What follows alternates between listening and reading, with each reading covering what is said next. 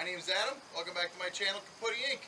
If you've seen at least one, if not two videos, it means you like what you see here, or you don't, and you just want to see how much of an idiot I am.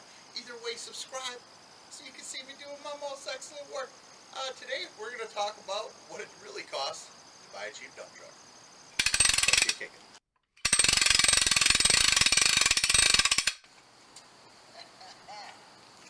There she is. I get $20 full limo. I get $10 full call. I get $20 full limo. What the hell is this? Says Chris. It's my truck parking next to a limo. 2674 International, 1991 model year. I paid $8,500 for this truck 7 years ago, and it was barely worth $8,500 when I bought it for $8,500 that long. I've replaced almost every single thing on this truck. So you would consider, I bought a restoration. We've restored a 1991 truck. To start up front, so I was in a little bender. Wasn't my fault.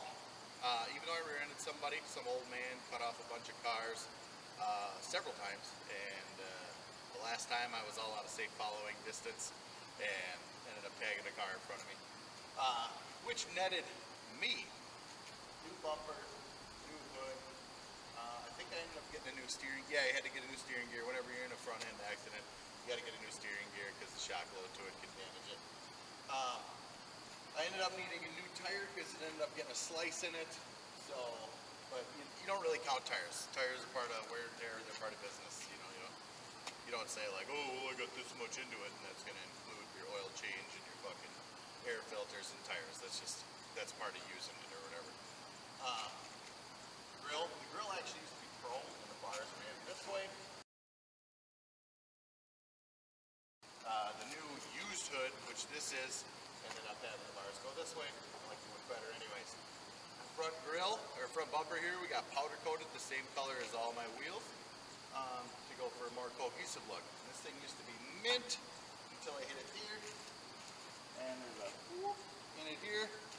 I thought I was like, oh, I'll just get a new one. They're cheap, fucking $800 later. So we rocked a little bit wavy bumper. We're not that fancy. LED strobes in the front there. They're nice. I had to have them for the project on it. I was on a large project. They're building a new bridge across the Mississippi River, so pretty much built it myself, if you know what I mean. But you had to have strobes. The DOT guys were super anal about that. So it has new bumper, new hood. We've actually replaced the cab. The cab was sinking and causing a whole bunch of the door was having an issue. The cab was starting to tweak. The floor would move. Not to mention it was hardly vapor sealed. You were getting engine. I'd get a headache every once in a while on long days from exhaust fumes. So the hood bumper situation was like, insurance paid for that, but that was like $5,000, including the steering gear, which I've actually replaced twice. Then the cab was $3,500. Getting the front bumper powder coated was like $400, something like that. Got a guy out of Ettrick, Wisconsin. His name's Kevin. Hit him up. Does a great job. He does all my wheels too. Of course, Dallas Cowboy fan. So we're blue, silver. He's like, what color silver? I'm like, Dallas Cowboy silver. So hopefully that's showing up on the camera. Anyways, which means in perfect. This truck was great 20 years ago, just like the Dallas Cowboys. Mirrors have all been replaced. New gas tank. As I'm looking at it, a gas tank on this frickin' thing's like $1,500. Just insanity. Yeah, so that's kind of what we can see from this view. We'll get to a different view and we'll go over what else gets replaced on an $8,500 truck. All right. I don't know if you call this the business end. I feel like every part of a dump truck is the business end or whatever. Maybe the cab isn't the business end, but you do the business. Either way. That's where you get the lot lizards, but not in a cab like that. It's too small. I'm too fat to. And I'm married. I'm not getting lot lizards. I don't necessarily think it's a lack of availability as much as it's just like a lack of availability.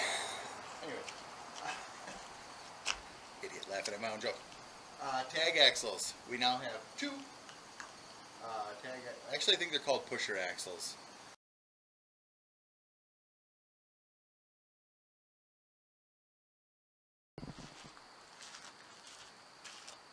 Exhaust system. From here up, totally stock, and the muffler has never been replaced either, which is amazing. But this elbow here had actually rotted out on the corner, and I was searching through, so there's a Peterbilt dealership near me that decided to move, and they had a trailer full of stuff that they couldn't use. The insanity behind what they're not allowed to use and sell anymore is outrageous. They're perfectly good exhaust system, and at the time, I don't know if it's just not holding up what's going on there, but that was like Cerakoted or whatever the hell you call it. Like, I don't know if I ruined the coating by welding on it. You know, I had to grind some of it off. Maybe it loses its seal. I don't know how the hell that works. But I was able to piece it together from this, that it was literally a throwaway. Piece it together there. So yeah, that's as far as the exhaust system, that and the downpipe. I've replaced the downpipe and a little piece of flex tube that comes on the downpipe. But other than that, you know, like the muffler and the uppipe are all the same. The mirrors and brackets have been replaced, and that's due to they were all bent up when I got the truck. I didn't mess them up, surprisingly, haven't yet, knock on wood. Up there you can see my antenna. I gotta get it focused.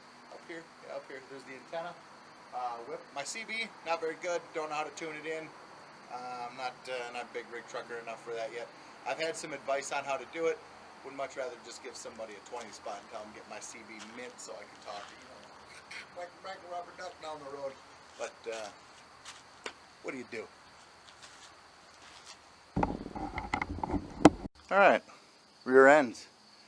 Like I said, these are RA472s.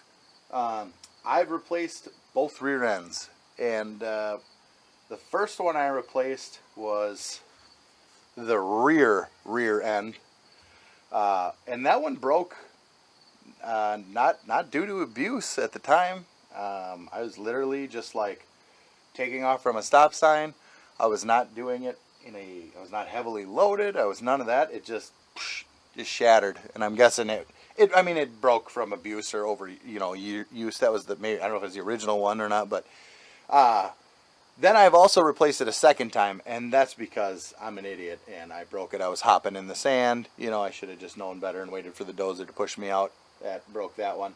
The front one, that one's been broken. That also was, I was going into the dump site on the bridge project, and pulled up, and the dozer operator wanted me to pull forward like another 5 feet, and I had already sunk, and I was like, okay, like an idiot, I should have been like, sorry guy, not happening. But I tried to go forward, bam, busted the rear end up. Not good. I've had the rear drive shaft come apart on me. The front drive shaft came apart on me. Those are both new.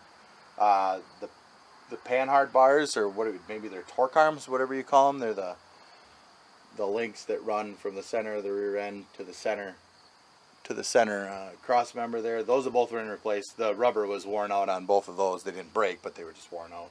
So, all the brake chambers have been replaced at one time or another. All the brakes have been redone at one time or another. All the valving has been replaced because that stuff was a disaster. That was Frankenstein pieced in parts together by whatever the previous owners could find.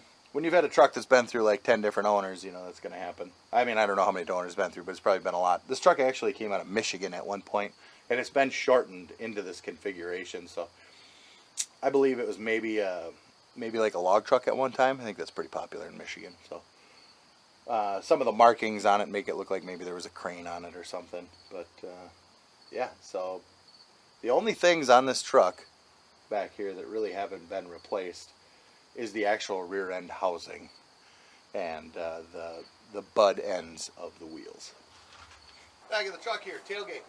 So this tailgate is beefy on the sides. This is like heavy, must be like at least 1/4 inch. I think it's maybe even thicker than that either. Stout. But then in the middle, this is just all bent sheet metal. It's like, I don't know, 16 gauge? I don't know. It's not, it's pretty weak. Okay, and it's cracked. It cracks everywhere, freaking everywhere. And this bottom piece was also made out of the same stuff, and it was busted up. I went to the local metal place and I was like, hey, can you guys bend me up this shape? And he's like, why don't you just put a big ass piece of tubing down there? And he's like, then you don't have to worry about it cracking again. I said, right on, my man. Let's do that. So we've got this. What the heck did it end up being? Is it like 4x6? Yeah, like 4x6 piece, and it's like 1/4 inch. Nice heavy duty. I no longer care that these are cracked because all your structure is pretty much down here. Eventually, we're going to replace the top one too. Chains, so you can do some spreading. Again, LED strobes. I put these in here initially. It just had this. LED strobes up there. Mud flaps. You would not believe if I told you that in 7 years of owning this truck, and mind you, when I first started driving dump truck, I was not good at it. Like, I'm probably still not good at it, but I definitely wasn't good at it. Pretty fresh at doing it. I've never torn a mud flap off this truck. It's like old, dry rotted belting. And I don't know if it's got the right spacing for behind the tire or what the deal is, but it's like it wouldn't, if you're backing into a pile and you're right up on it, you know, like, I guess I don't really slam into piles either, you know, I just like kind of coast into them, but it's never torn a mud flap off, knock on wood. I think I've had to put one back on once, and that was literally because the rubber had dry rotted around where it was. Other than that, that's it. Down here, nice heavy panel, D-rings, all the other proper lighting or whatever. Nothing special, nothing to see here. If you've seen a dump truck, you've seen it. Alright, front axle here, and these are new. These are initially round and incandescent. These are square LED. I think factory there are 1 post, these are 2 posts, just had to drill a hole. So now I got LED turns, markers, whatever you want to call all this up here. Original, these are original lights, pretty proud of that. And the hood straps are original too, I haven't had to replace those. Front axle though, this bad boy. We've had it, I took it to the same place, I needed alignment, tires were wearing, needed alignment. They're like, your kingpins are fucked, okay, replace them. Your axle or your spindle needs to be machined. Sweet, you know, it was like $2,200 later. I have an alignment and new kingpins done, which I guess on an old worn out truck you should expect it. I've done the front brakes in the front of this and almost replaced the whole front axle just to do the front brakes because these are a ball and seat wheel, which is like old obsolete technology, and the drum on it is no longer produced. You know, that a term I hear with this truck all the time is obsolete. The parts guys at the local international place, they've gotten better about it, but for the longest time, everything is obsolete. So the front drums on this couldn't get, so I had to just get a part number and do some searching. After a couple of days of some pretty good investigating work, I found that there are 4 of those drums left in the U.S., which potentially means the world. The way the drum is made, with being the ball and seat, nobody makes it. They were in Tennessee on a shelf. One place had all 4, and they charged me $700 per drum. Per fucking drum. And I'm an idiot and went for it because it was like, I don't have time to retrofit a new axle under here. I got to get this thing back together. We actually had it apart, put new shoes in it, put the old drums back on so that I could get back running. And then when the new drums showed up, we swapped them out. But yeah, fucking ouch. In retrospect, what I would have rather done is just tried to replace the front axle, because if I would have known at the time that when we did that, the kingpins weren't as worn out. Apparently, we didn't think they were in that bad of shape. So in retrospect, I should have just switched the whole front axle out for a new heavy axle out of something, and would have had new updated wheels, tires, and brakes. Well, not tires, but new wheels and brakes. And who knows, maybe the kingpins would have been good, would have saved me, you know. So in the long run there, if I paid $2,200 to have it aligned and rebushed, and then I spent another, it was at least $2 grand on brake stuff, that's $4,200. You tell me you can't put a front axle on this fucking thing for $4 grand? Call up the junkyard and just like, something that hopefully hasn't been in a front end accident and has a good front, nice heavy axle on the front of it. Whatever, live and learn when you're trying to when you only have one truck and you're trying to make a living off it, and you just gotta keep it fucking moving, sometimes you gotta pay the piper. All right, let's look under the hood. 14 fucking liters of freedom, 855, big cam, 4 Cummins. All right, we got a 13 speed behind it. It's not as heavy duty as I would like. I don't remember the torque and stuff rating on it, but it's not the heaviest one. It's not the lightest one either, but I'd prefer if it was heavier. When we replaced it, switching to the heavier version required just some extra shit that we didn't want to deal with at the time, and we figured that one had lasted 500,000 miles damn near, so we should be all right. Anyways, front end, I've also replaced the front springs and the front spring shackles on it, and the rear, the hangers and the front hangers and the rear shackles have been replaced. The rear hangers were just fine. They've never needed to be replaced. Everything on the outside of the engine here has gotten quite a bit of change. Obviously, new heater hoses, yeah, those are a big deal, right? Everything there, all the hoses from when I bought it have been replaced. They're all rough. I don't know if you can see this guy down in here. There's a little piece of hose, and I do believe this is for the oil cooler, is what that is. And I took that apart, and there was a hose, and I was like, oh, that hose is deteriorating. I should do something about it. You could see it look like it was like unwinding or whatever. And I'm like, oh, we got to get a new one in there. It was a piece of fucking hose wrapped in duct tape, right? Mind you. And I'm like, wow, you know, like what a joke. But really it wasn't when you think about it, because it lasted like 5 or 6 years. Duct taped, just freaking mounds of duct tape, and it had hose clamp. I think it had like a hose clamp in the middle too. And it lasted like 200,000 miles. It didn't even fail. I just changed it because we had the part apart. So, never underestimate the power of duct tape, I guess. It's gotten a new turbo, factory. Everything is replaced to factory spec. I don't go for extra performance unless it creates longevity. You know, like I would put a bigger radiator in it to make sure it stays cool if that was an option, or, you know, like something to that order. But there's no bigger turbo. We're not trying to break parts. We're trying to have longevity.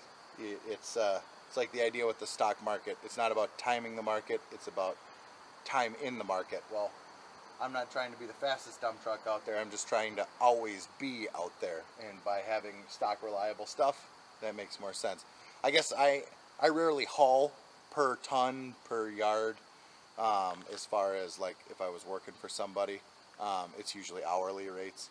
So if I was hauling, maybe if I was doing more per ton hauling or something, then, you know, you'd want to be like, oh, gotta keep her at 65 all the time. But alternator's been replaced. Water pumps have been replaced twice. There's a video of that. Check it out. Shameless plug. All the rubber boots. We've had new injectors put in it.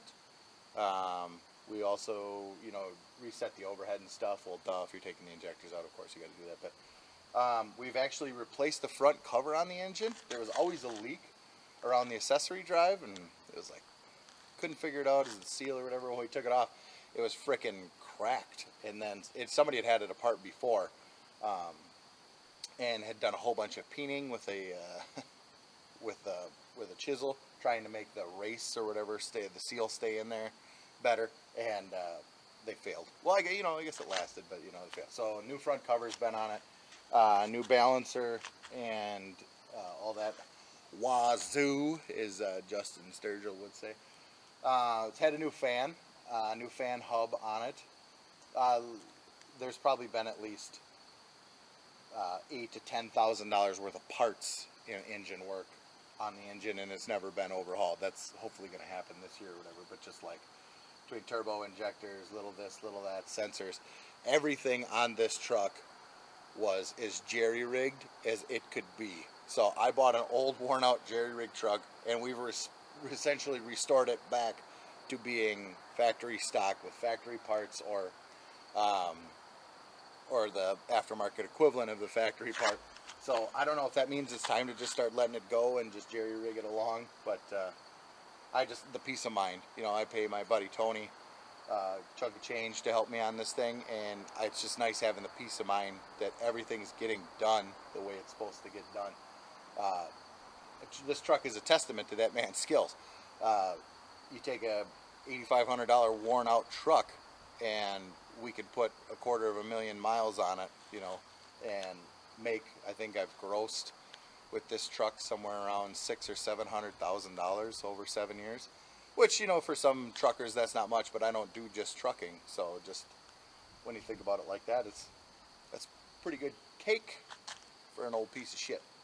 The radiator we have not done anything with, but when I got this truck, the radiator technically was only like, what, 5 years old or something at the time, because it's got a date on it here above 10/24/08. We don't really have any cooling problems, so we did have a cooling problem, but that had to do with the fan not wanting to turn on when it was supposed to, but we got that sorted. We did replace the fan. I said that was another obsolete deal where you had to find the old parts guy who knew what he was doing, and he had to research and find the proper blade, pitch, diameter, blah blah blah, inset, you know, because the fan hub can have an offset, or it can be negative offset thing. And now we've got a plastic one. The old one was metal and the rivets were loose on it. I'm lucky I didn't tear up a radiator in the process. We've done some retrofitting here too. The oil fill tube used to come up and you would fill right here. Same with the dipstick. But the dipstick was like 19 feet long and it would always be a pain in the neck to get in there. Well, we just shortened it up and got a different dipstick, and just got a different dipstick tube from it. We were able to find one off a different model Cummins engine, you know, because some of that stuff is brand specific versus Cummins specific. So we just ended up finding what we need there, made it work. Yeah, we got our coolant tank here. That's been replaced. That actually came with the new cab. Yeah, that's part of what's been replaced on here. We'll go to the other side of the engine. New over here includes, we actually switched out, I found this pulley. We put a new pulley on here. That was more of a vanity thing. I didn't want an empty pulley group because this did have air conditioning on it at one time, but half of it was missing when I acquired the truck, so we just made the other half missing as well. The compressor wasn't here, but the pulley with the extra groove on it was, so I actually tracked down a pulley that works, the same pulley without it on there. Found it on eBay, super cheap. any part you need that's obsolete for these things is usually ridiculously expensive, but somebody's like, maybe some dumbass will buy this pulley for 50 bucks. Found him right here. Yeah, new timing cover like we said, new front cover like we said, new power steering pump, new air compressor, the injector pump's been rebuilt. We've added new hoses. This used to be a giant copper line, the air feed line back to the dryer in the tanks. We switched it out for, it's a pack car piece actually, and it's just a braided. It's something that you can get off the shelf now, as opposed to a giant copper line that I probably would have had to go to the hardware store for. You know, or maybe you can order from international, but I don't know. This braided line is what all the new trucks use, so this truck can use it as well. The wiring harness has been cleaned up. It was a goddamn disaster. I don't know how I never had a problem with it, but we got it cleaned up, all loomed, all zip tied. That's important. Fan control, that's been replaced with a more modern style one. Everything got rewired here. Anything that gets rewired. There are no toggle switches in this truck. There's no like silver switch you get at the local auto parts store. You know, there's none of that. Everything is wired to a factory style switch, and it all goes through the bulkhead connector. It is pinned in, it is fused. Anything that's been added or taken off, when we did the tag axles, those all go through this. They all go through the bulkhead. A lot of things that are just overkill, but on this truck, it's been reliable, knock on wood. It's been reliable for us, and I think it's because we do stuff right, even though the truck probably doesn't deserve it. So, I actually have this truck does not have a power steering coil. Tried to find one, like, who makes one? Does anybody have this truck with a power steering cooler on it? Can I get the last 80 year VIN? Not a whole lot of help there. And bless their hearts, the international parts guys just couldn't find it. So I ended up ordering one, did a did some research, found the right size pipe fittings, and ordered just an aftermarket cooler, and I'll just have to make it work. It shouldn't be too hard, I just gotta have time to put it on. Got time to make YouTube videos, alright? Alright, let's check out the cab. She's a little dirty, that's alright though. New cab. Got new door cards, as the Europeans would say, door cards. Yeah, so that was a nice upgrade. Got new, don't have brown tweed interior anymore. Got like vinyl, gray vinyl, you know, just a neutral color, which I like. Cab was originally white. Decided not to paint this part of the door because the rest of the interior is white. We didn't want to paint the whole cab, so maybe should have painted this blue, but whatever. No power locks, no power windows. We ain't that fancy. But this is one of the smartest buys I've ever done. I got it on sale at Peterbilt. It was like a closeout deal, and I got the wide bottom because I'm fat. This is seat brand, and it's leather, and it is comfortable as shit. Oh my god, it is amazing. Biggest mistake I ever made. The first time I replaced the seat in this truck, I bought like the cheapest seat you could get brand new, and it was like 15% off at the time from the Peterbilt dealership. That's where my buddy works, so that's where I tend to buy my parts there. I don't really get a discount on them. Well, not really. I don't get a discount on them, but I know that he's going to make sure the parts that I need are what I need and what we want. So that's nice. The original seat was like $400 when I bought like a brand new one, and that was like a brown cloth because the other seat at the time the interior in this thing was brown, and it was terrible. And like, well, it was nice at first, but then it didn't take long, and it started to like break down, and then, you know, it's cloth, and I don't have air conditioning, and I'm fat and sweaty, you know, in the summertime it's 95 degrees out. Not to mention you got the engine heat. This is definitely one of the old cabs. It's a lot better. This cab's a lot better insulated and sealed than the old one was. So, you know, I can't imagine how disgusting that seat was. But this new leather, like plush Serta, I don't know if it's the Serta or whatever, but it's like, I think there's probably an even nicer one than this, but this one has been such an upgrade, and I feel like such a dumbass for trucking for 40, 50, 60 hours a week on the bridge project in a shitty seat. This, I fucked up. I should have bought a seat like this. Yeah, the new cab came. It actually ended up having a bigger doghouse than the original cab had, which I didn't know if I'd like, and I freaking love it because it's where my leg lays up against it, where the old one, it didn't, and this one it almost has like, it's like a leg rest, so it's turned out to be pretty nice. No tilt column or anything special like that, but we'll get up in there and we'll take a gander. In the cab, not too special on the gauges. Gas, electric, air pressure, water temp, oil pressure. Got a few dummy lights. Over here on the left side, I have my Jake switch and the Jake selector. I've been thinking about getting one of these. Let's see, they're, you know, on the shift lever. They have a switch for your pinky to turn your Jakes on and off. I've been thinking about that, but just haven't pulled the trigger on it. Let's see here. 533,000 miles. And that's actually pretty accurate because the speedometer stopped working in the last cab at 250,000. And I have a GPS, and I put 250,000 miles on that. So when it came down to it, the mileage for the truck is only off by maybe 5,000 miles when we did the math on it. So it ended up working out pretty sweet. Nothing extra special over there. There's holes, a couple holes drilled in the dash down here. Those are where somebody else maybe had a switch, but we do not. Everything is on rocker switches here. Factory style rocker switches. So they're labeled, they just say spare on them. I spent a lot of time trying to find ones that actually say tag or pusher axle on them or something like that. They don't, but they're just spare. But that's how you put your tag axles, up and down right there. Got the lights, panel lights, so you know you can dim your panel lights, all those work. I have my fan switch.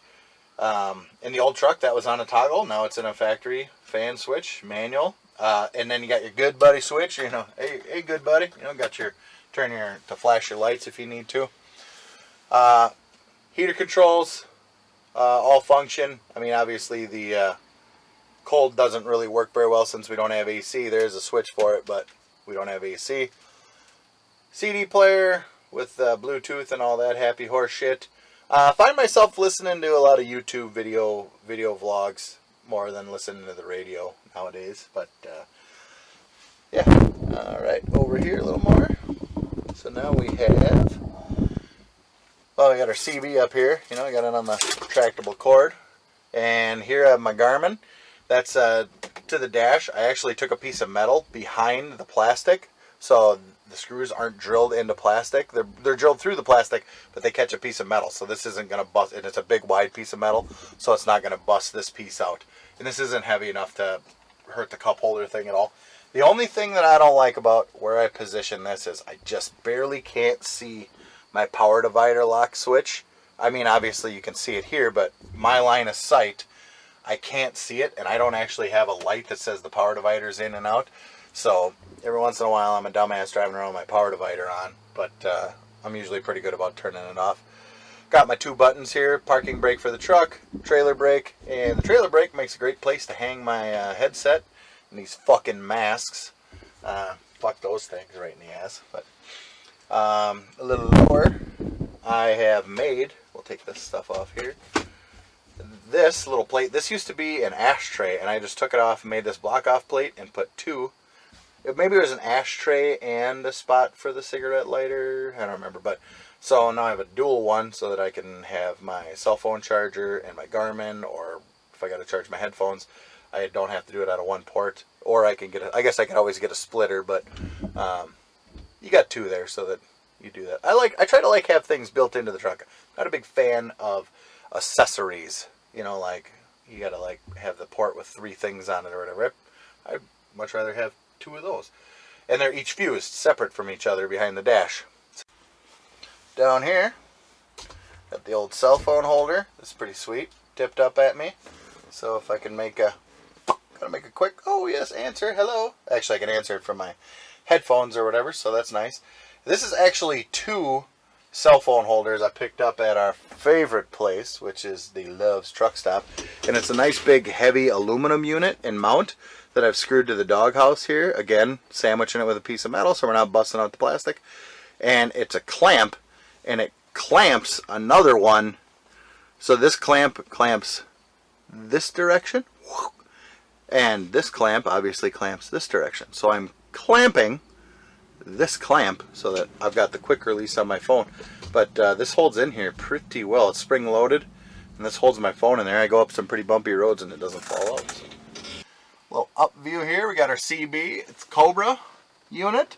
Like I said, not tuned in very well, but she works at close range. That's what really matters with a loader in the core. You're talking to another trucker, an instructor, and we've got the plate here that holds the the retractor for the mic. Again, this uses a piece of metal and a piece of metal on the other side.